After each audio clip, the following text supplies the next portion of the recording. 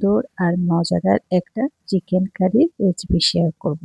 অনেক আপুরাই আছেন ইনবক্সে এসে মেসেজ করেন, আপু একদম ফুল রেসিপিটা শেয়ার করবেন যাতে আপনার মতো করে চিকেন রান্না করতে পারি। হ্যালো এভরিওয়ান, আসসালামু আলাইকুম। সবাই কেমন আছেন? আলহামদুলিল্লাহ, আপনাদের দোয়ার বরকতে আমি ভালো আছি। তো আমি দেখলাম, তো আলু কেটে নিলাম, সাথে পেঁয়াজ কুচি, রসুন কুচি, আদা কুচি করে আলাদা করে রেখে দিলাম। এরপরে আমি মুরগিটাকে সুন্দর করে কেটে ধুয়ে পরিষ্কার করে নেব। এখানে ১ কেজির উপরে একটা সোনালী মুরগি আছে। আপনারা চাইলে ব্রয়লার অথবা লেয়ার মুরগি যেকোনো মুরগি নিতে পারেন, কোনো সমস্যা নাই। আর অনেকে আপুরা এসে প্রশ্ন করেন, আপু আপনার মতো এরকম রান্না শেখার জন্য আমাদের কি কি করতে হবে? আসলে কিছুই করতে হবে না। আপনারা প্রতিনিয়তই মন দিয়ে রান্না করলে, আর রান্নাটা হচ্ছে একটা আর্ট, যেটা শুধু একদিন রান্না করলে কখনোই আপনার রান্না মজা হবে না। মাঝে, মাঝে রান্না করলে আস্তে, আস্তে আপনার রান্নার স্বাদ বেড়ে যাবে। আসলে কোনো কিছু কিন্তু একদিনে সম্ভব না।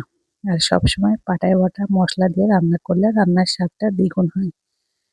এটা কিন্তু আমরা ছোটবেলা থেকেই শুনে আসছি।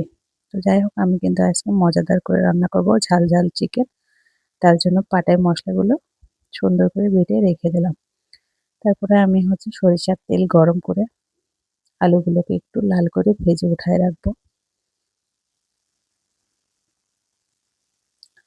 আরেকটা কথা বলি, যারা আমাদের পেজ থেকে খাবার অর্ডার করতে চান, তারা হাজি ফুড বক্সের পেজে যেয়ে মেসেজ করবেন অথবা সরাসরি কল করেও একদিন আগে অর্ডার করবেন, যেকোনো খাবার কাস্টমাইজ করে নিতে পারবেন।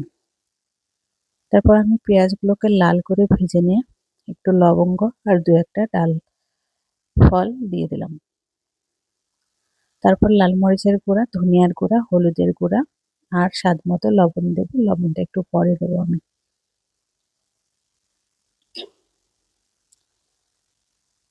আমি এখানে মশলাটাকে কষানোর জন্য একটু পানি দিয়ে দেব।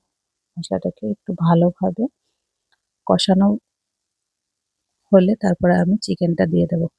এ পর্যায়ে আমি লবণ দিয়ে দিলাম। মশলাটাকে অপেক্ষা করতে হবে তেল ওঠা পর্যন্ত, তারপরে আপনি চিকেনটা দিয়ে দেবেন। একটা তেজপাতা দিয়ে দিলাম।